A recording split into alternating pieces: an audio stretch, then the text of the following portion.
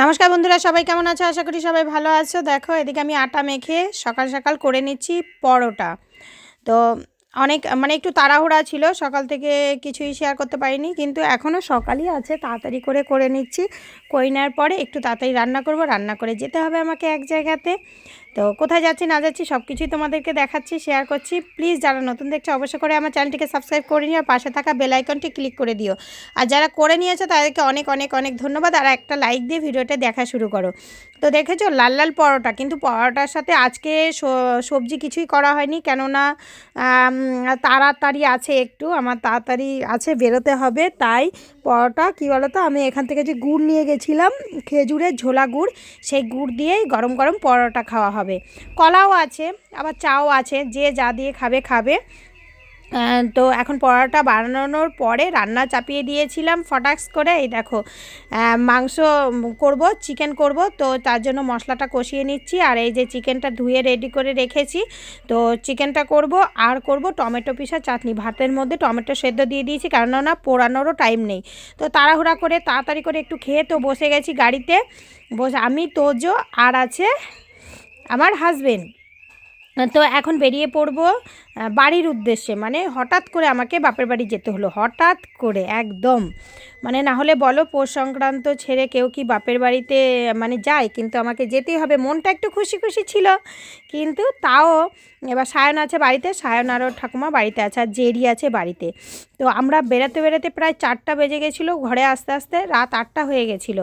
তো এই যে ঘরে চলে এসেছি, ঘরে এসে তোজো কী করবে একা, ভেবেছিল যে কুডুর সাথে খেলা করবে, কিন্তু কুডু তো অনেকক্ষণ অপেক্ষা করে, এই যে আমার কুডু বাবা ঘুমিয়ে গেছে, অনেকক্ষণ অপেক্ষা করেছিল। মা আর ঝিলিক, আমার তোজো, আমরা সব এক বিছানায় বসে খানিকক্ষণ গল্প করে নিলাম।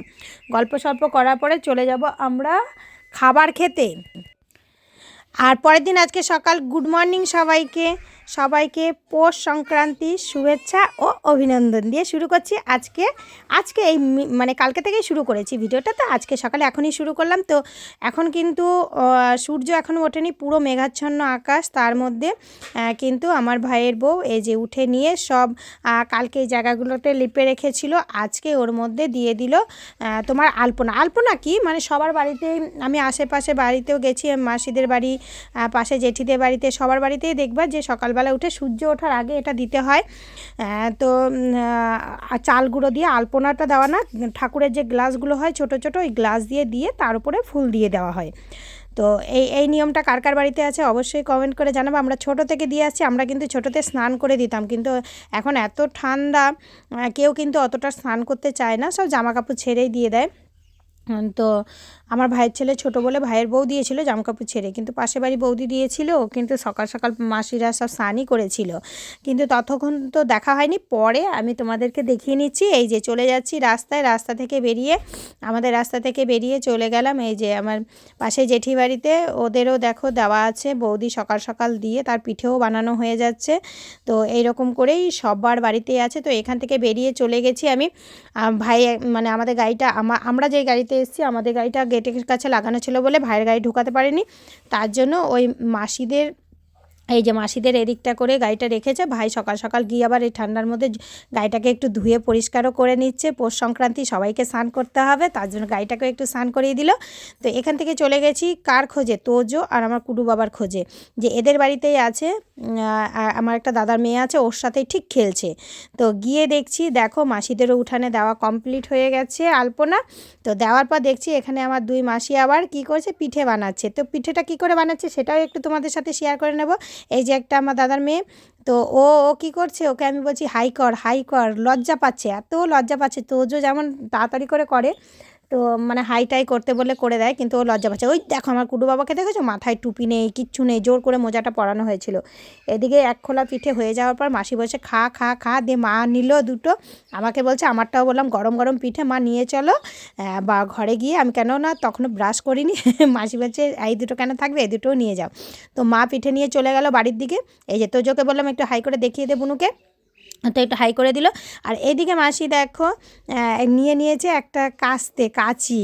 তো কাঁচি দিয়েই আগেকার দিনে মানুষ এই দিয়েই কিন্তু করতো, ভালো হতো। এখন তো অনেক রকমের ব্যবস্থা বেরিয়ে গেছে। তো পুরো তেল দিয়ে সরাটাকে পুরো মুছে নিল। নেওয়ার পরে এইবার একটু গরম হচ্ছে, গরম হওয়ার পরে দেখো একটা, ওটা কিন্তু হাত দিয়ে যেটা মুছছে ওটা হচ্ছে পাটের ফেসো দিয়ে একটা করে নিয়েছে, ওটা দিয়েই তেল দিয়ে মুছে নিচ্ছে। মোছার পরে এবার দিয়ে দেবে ওর মধ্যে এই যে চাল গুঁড়ো যেটা, এটা কিন্তু চাল গুঁড়োটাকে নারকেল দিয়ে আর একটু নুন দিয়ে ভালো করে ব্যাটারটা তৈরি করেছে। তো এবার একটু গরম হওয়ার জন্য অপেক্ষা করছিল, তো হয়ে গেছে গরম। এর মধ্যে দিয়ে দিচ্ছে দেখো চা মানে যেটা হয় ব্যাটারটা দিয়ে দিচ্ছে। দেওয়ার পরে সুন্দর করে ঢেকে দেবে সবগুলো সাজে, এটাকে বলে আমাদের ভাষায় সাজের পিঠে। তো সাজের পিঠে অনেকে কিন্তু অনেক ভাষায় বলে, অনেক রকমের নাম আছে এর, আমরা সাজের পিঠে নামেই চিনি। তো এই যে হয়ে গেছে দেখো, পুরো একদম খুব সুন্দর হয়েছে। আর এখন কি বলো তো, আগে তো আমাদের এখানে মানে ঢেকিতে পাড় দিয়ে মানে ঢেকি দিয়ে চাল কোটা হতো, কিন্তু এখন সেটা হয় না। এখন কল হয়ে গেছে, মানে মেশিন হয়ে গেছে, ঘরে মিক্সি হয়ে গেছে। তো তার জন্য পিঠেগুলো না অত ভালো একটা ফোলে না। মেশিনে করলে যতটা আর হাতে করা যায়, আগে যে ঢেকিতে করতো এক একটা কিন্তু এত বড় বড় সাইজের ফুলতো, খেতেও কিন্তু আলাদা রকম টেস্ট ছিল। এখন তো সব কিছুরই টেস্ট কমে গেছে, কিন্তু গরম গরম আনার পরে খেয়ে দেখবো কেমন হয়েছে, আশা করি ভালোই হবে। তো দেখো চলে আসছি বাড়ির দিকে, তো এখানেই শেষ করছি আজকের ভিডিওটা। তোমাদের কেমন লাগলো অবশ্যই কমেন্ট করে জানাবে। তো আজকের মতো এতটাই, আবার দেখা হবে নেক্সট ভিডিওতে। ততক্ষণ পর্যন্ত সবাই ভালো থেকো, সুস্থ থেকো, অনেক অনেক হ্যাপি থেকো, বাই।